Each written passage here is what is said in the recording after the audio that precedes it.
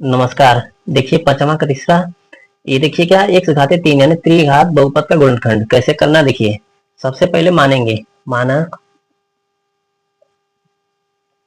P x बराबर पूरा उतार लीजिए इसके एक्स क्यू।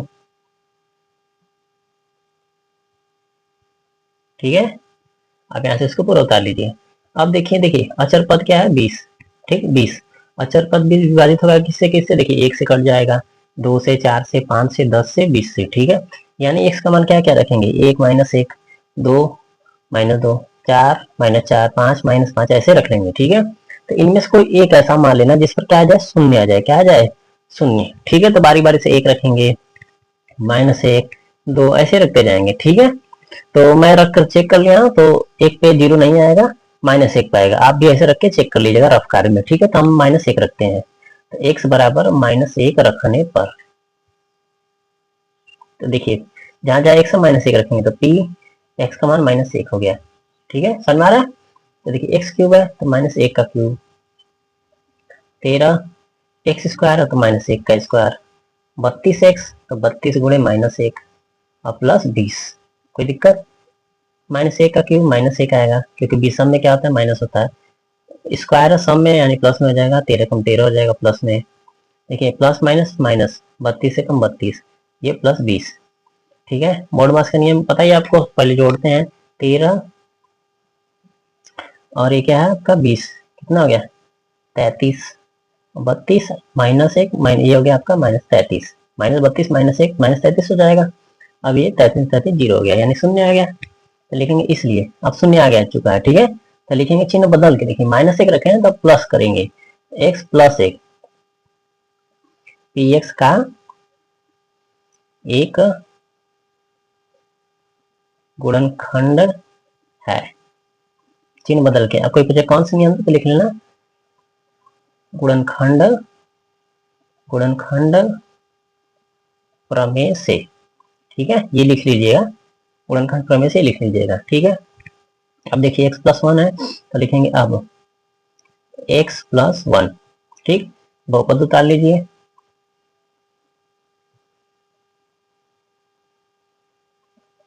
आप क्या करेंगे, भागा करेंगे।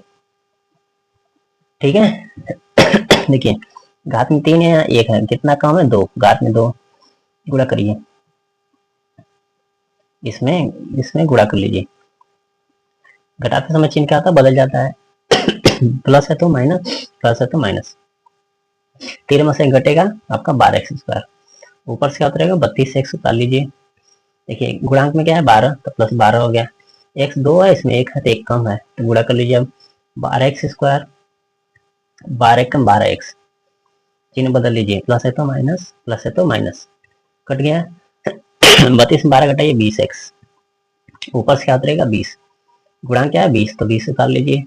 एक्स एक है इसमें भी एक है तो एक्स की जरूरत है नहीं, गुणा कर लीजिए 20 एक्स, 20 एक कम 20, प्लस है तो माइनस, प्लस है तो माइनस, कट गया, ये आपके आ गया जीरो। ठीक है, कोई दिक्कत लिखेंगे अब पी एक्स बराबर, देखिए ये वाला एक तो गुणनखंड हो गया, उसके बाद जो भागफल आया उसको उतार लेंगे, ये वाला उतार लीजिए x square plus 12 x plus 20। इस प्रकार का गुणनखंड आप पढ़ चुके हैं। देखिए ऐसे करिए, गुणा करने पर 20, गुणा करने पर 20 प्लस करने पर 12, ऐसी दो संख्या सोचिए।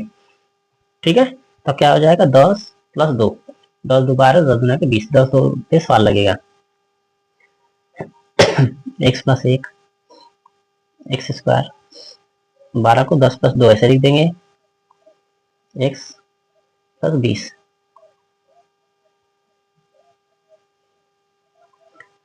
गुणा करिए से 10 एक्स 2 एक्स प्लस 20। देखिए दो का जोड़ा कॉमन क्या होगा एक्स, तो एक्स प्लस 10 बचेगा, इसमें कॉमन क्या होगा 2, एक्स प्लस 10। ठीक है, एक्स प्लस एक हो गया, कॉमन क्या है एक्स प्लस 10, एक्स प्लस 10 दोनों में तो एक्स प्लस 10 हो गया और ये आपका बचा एक्स और प्लस 2। ठीक, यही आपका हो गया आंसर। ठीक है, आंसर में बहुत बहुत धन्यवाद।